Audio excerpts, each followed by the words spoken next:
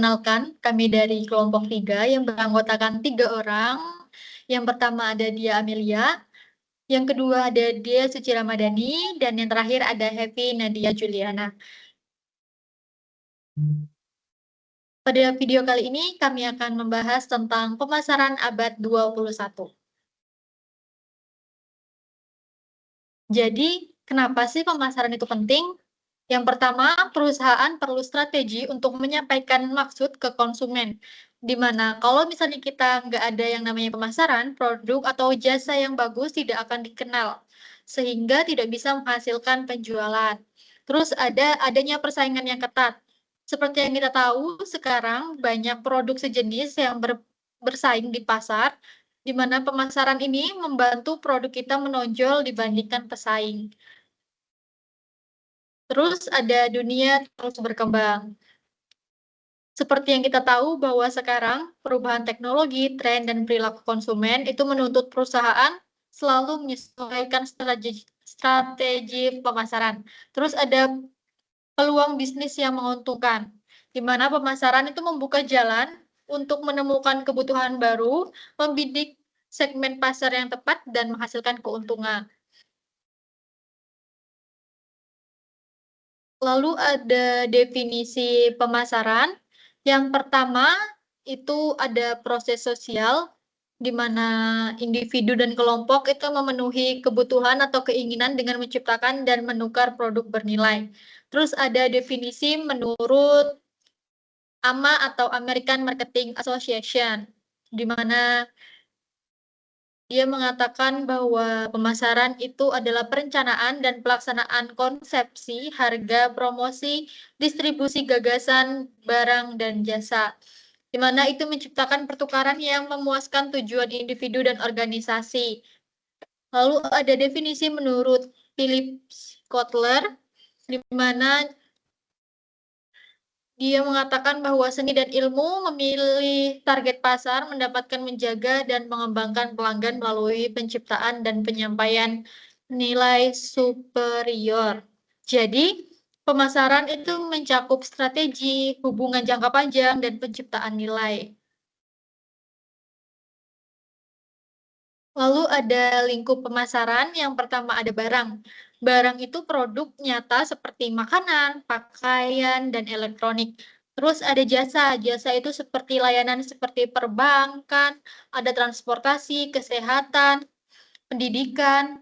Terus ada pengalaman itu seperti wisata, konser, acara hiburan. Terus ada peristiwa, contohnya seperti pameran, festival, dan olimpiade. Lalu ada orang, orang itu seperti artis, politisi, dan tokoh publik. Terus ada tempat, tempat itu contohnya promosi pariwisata atau kota. Lalu ada kepemilikan atau properti, itu contohnya rumah, tanah, dan saham. Lalu ada organisasi, contohnya sekolah, universitas, dan lembaga sosial. Informasi, contohnya kursus online, konten digital. Lalu ada gagasan, contohnya seperti kampanye sosial dan program pemerintah. Lingkup pemasaran ini sangat luas dan tidak terbatas pada barang saja.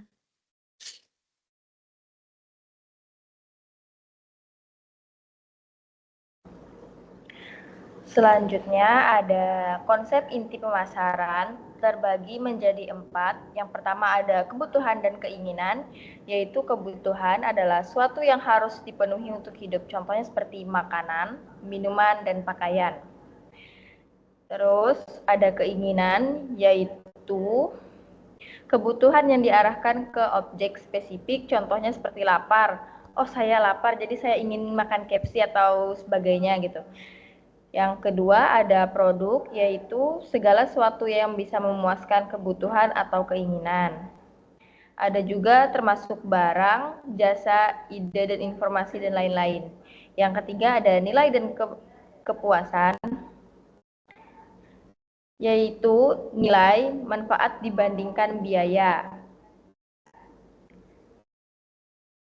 Perbandingan antara manfaat yang diterima dengan biaya yang dikeluarkan. Terus ada kepuasan, yaitu rasa senang atau kecewa setelah menggunakan produk. Yang keempat, ada pertukaran, yaitu cara mendapatkan produk dengan menawarkan sesuatu sebagai gantinya. Terus ada syarat pertukaran, yaitu ada dua pihak, nilai komunikasi dan kebebasan dan kesepakatan. Next.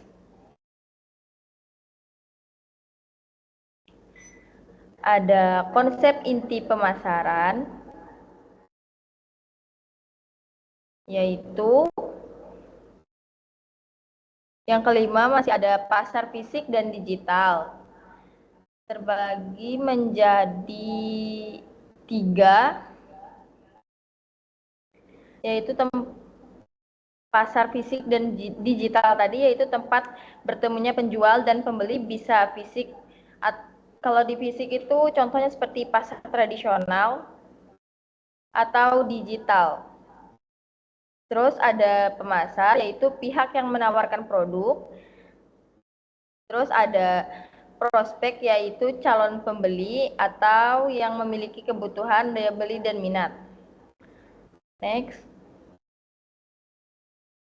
Ada realitas pemasaran baru, yaitu kekuatan eksternal adalah teknologi, informasi, globalisasi, deregulasi,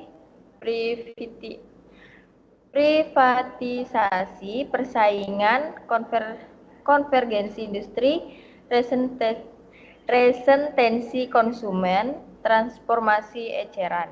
Yang kedua ada kemampuan konsumen, yaitu daya beli meningkat, pilihan lebih banyak, informasi mudah diakses, bisa membandingkan dan mempengaruhi opini publik. Yang ketiga ada kemampuan perusahaan atau e-commerce, komunikasi lebih cepat, pemasaran target, mobile marketing, rekrutmen, dan produksi lebih efisien. Next, ada konsep pemasaran dalam organisasi, yaitu yang pertama ada produksi atau produk murah dan tersedia luas. Jadi sini berfokus pada ketersediaan produk yang murah dan mudah diperoleh. Yang kedua ada produk, kualitas, kinerja, dan inovasi. Di sini menegaskan kualitas fitur dan inovasi terbaik. Yang ketiga ada penjualan. Penjualan ini berfokus pada promosi agresif agar konsumen mau membeli. Yang keempat ada pemasaran. Pemasaran berorientasi pada kebutuhan konsumen dan memberikan nilai lebih baik dari pesaing. Yang kelima ada pemasaran sosial, yaitu mengutamakan kepuasan konsumen sekaligus menjaga kepentingan masyarakat dan lingkungan.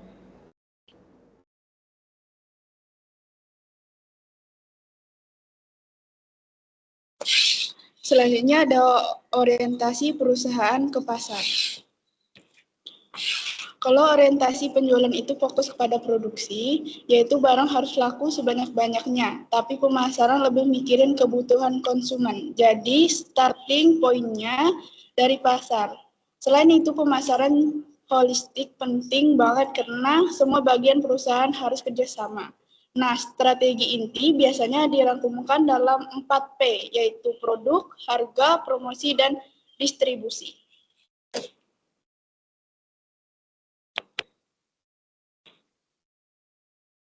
Selanjutnya ada tugas manajemen pemasaran. Yang pertama itu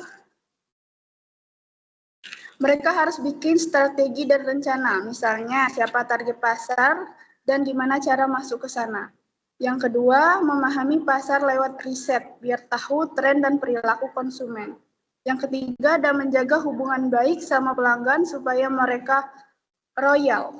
Dan yang keempat, ada membangun merek yang kuat karena brand itu harus identitas perusahaan. Yang kelima, ada menyusun penawaran yang menarik, termasuk produk, harga, dan layanan. Yang keenam, yaitu perusahaan juga harus bisa menyampaikan nilai produk dengan cara yang tepat.